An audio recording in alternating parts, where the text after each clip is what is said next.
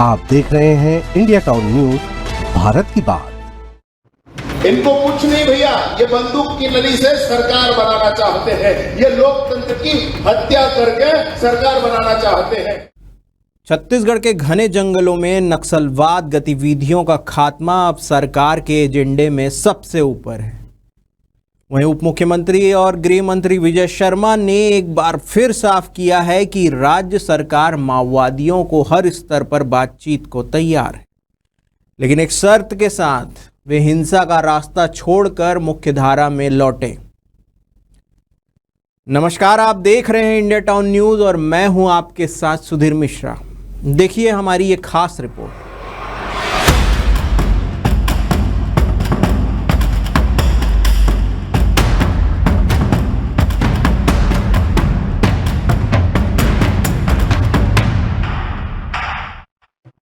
छत्तीसगढ़ के बीजापुर जिले में पिछले कुछ दिनों से सुरक्षा बलों का सघन ऑपरेशन जारी है।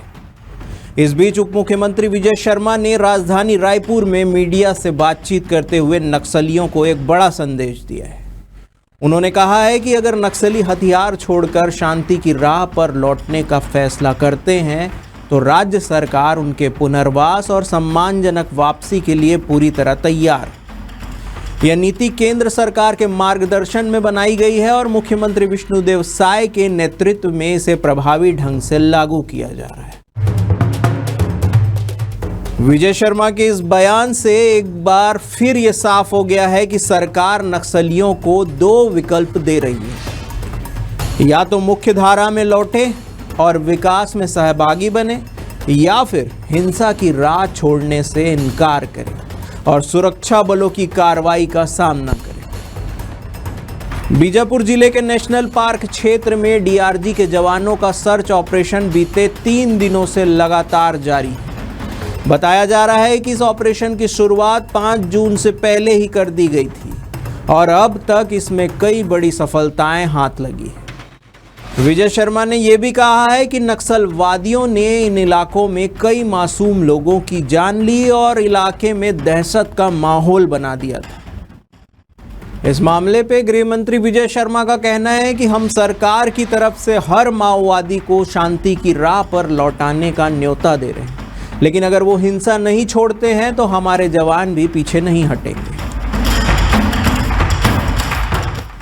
उप मुख्यमंत्री विजय शर्मा ने अपने बयान में यह भी बताया है कि दिल्ली में केंद्रीय गृह मंत्री अमित शाह ने बीजापुर ऑपरेशन में शामिल जवानों को सम्मानित किया। इस दौरान छत्तीसगढ़ पुलिस के कई वरिष्ठ अधिकारी भी मौजूद थे। अमित शाह ने कहा है कि यह सिर्फ एक प्रतीकात्मक सम्मान नहीं है, बल्कि उन वीर जवानों को सलाम है जो माओवादी इलाकों में अपनी जान की बाजी लगाकर कानून का राज बहाल कर रहे हैं। अब बताते हैं उनके नाम जिनका सम्मान हुआ है। डीजीपी अशोक जुनेजा, बस्तर आईजीपी सुंदरराज, नक्सल ऑपरेशन प्रमुख विवेकानंद सिन्हा, एसपी नारायणपुर, बस्तर और बीजापुर। उप मुख्यमंत्री विजय शर्मा ने अपने एक भाषण के दौरान हल्के फुल्के अंदाज में यह भी कहा था कि जब जवानों से हाथ मिलाओ तो करंट लगता है। ये बताने के लिए हमारे जवानों का जोश और जज्बा किसी ऊंचाई पर।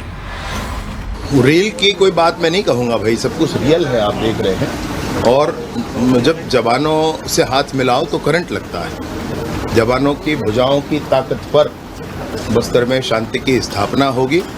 जवानों के शौर्य के आधार पर ही, जवानों के उत्साह के आधार पर ही बस्तर में लाल आतंक समाप्त होगा।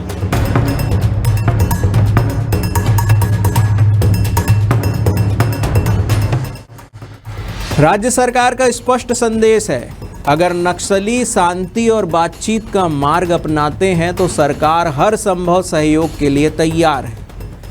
नक्सलियों को आजीविका, सुरक्षा और विकास की गारंटी दी जाएगी, लेकिन अगर हिंसा का रास्ता चुना गया तो ऑपरेशन की रफ्तार और तेज होगी।